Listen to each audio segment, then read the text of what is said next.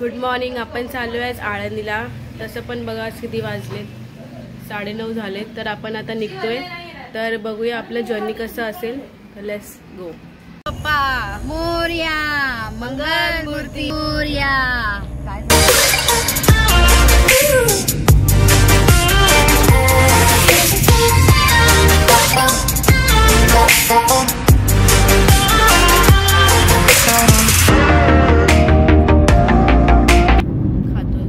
आम्ही निघताना आम्ही नाश्ता करूनच निघालो इडलीचा.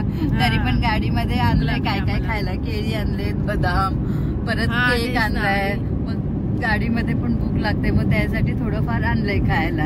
आता कुठे पुढे थांबेल तेव्हा. आम्ही थांबलो फूड कोर्टला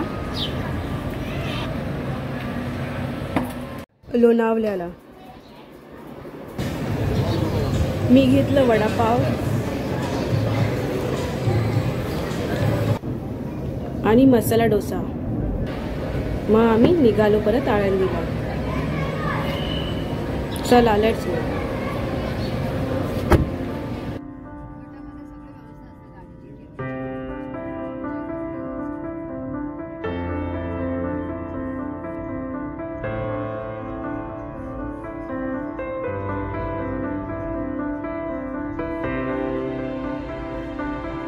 पोचलो आळंदीला. आता आपण राहणारे तिथे आहेत गजानन महाराज संस्था. तुम्ही बघू शकाल माझ्या हे मेन एंट्रन्स गेट आहे. हे प्रवचन हॉल आहे इथे. आणि त्याच्याच पुढे त्या साईडला बुकिंग काउंटर आहे. आळंदीला पोचलो आपण. आता दुपारचे 2:30 वाजले. आता आपण जेवूया. आता आपण लंच मागवलं. अरे टेस्ट करून बघूया.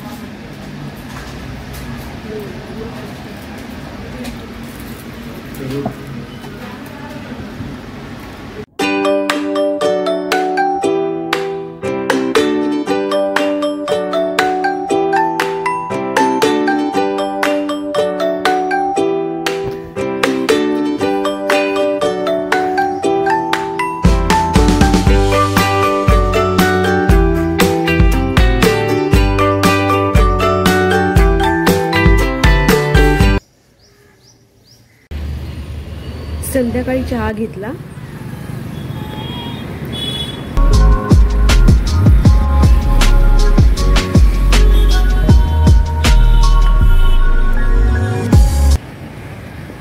हे आहे विश्व शांती स्तंभ. ह्याच्यावरून समजतं की आपण आळंदीला आलोय.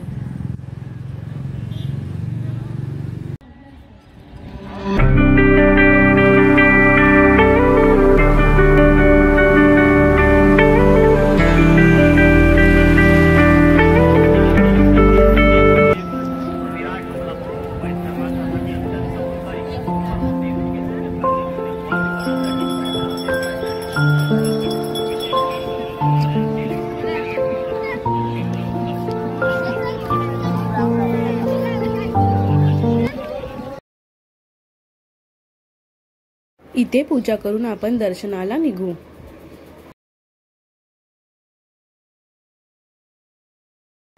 तुम्ही बघू शकता मंदिराकडे जात असताना दोन्ही साईडींना सुंदर अशी दुकाने आहेत. फुलांचे हार, तुळशींची माळ तुम्हाला दुकानात भेटू शकते.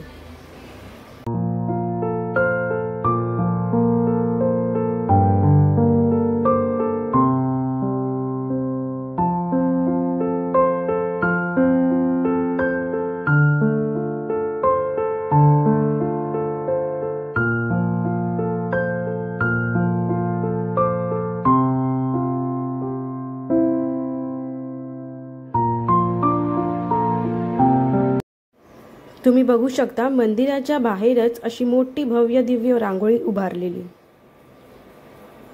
आळंदीचं आकर्षण आणि भाविक भक्तांचं मुख्य येण्याचं कारण म्हणजे संत ज्ञानेश्वर माऊलींची इथं जिवंत समाधी आहे. 1218 साली संत ज्ञानेश्वर माऊलींनी इथे जशी जिवंत समाधी घेतली, त्यामुळे इथे समाधी मंदिर उभारण्यात आलं. रूप पाहता लोचणी, सुख झाले हो साजणी, तो हो विठ्ठल बरवा, तो हो माधव बरवा. तुम्ही बघू शकता अशी सुंदर संत ज्ञानेश्वर माऊलींची अशी सुंदरशी मूर्ती समोर दिसते तुम्हाला. त्यानंतर पुढे दर्शनाला जायला मार्ग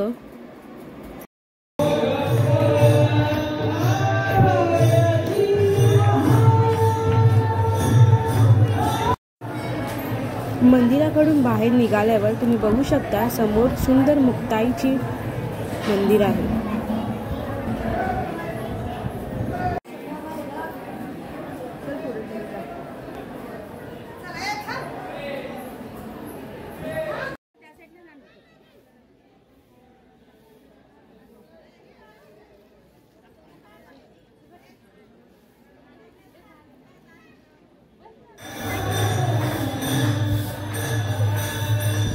कधी कधी मोठमोठ्या रांगांमुळे दर्शनाला सुद्धा वेळ लागतो. तुम्ही बघू शकता माझ्या समोर इथे मोठी LED स्क्रीन लावली आहे, तुम्ही तिथे दर्शन घेऊ शकता.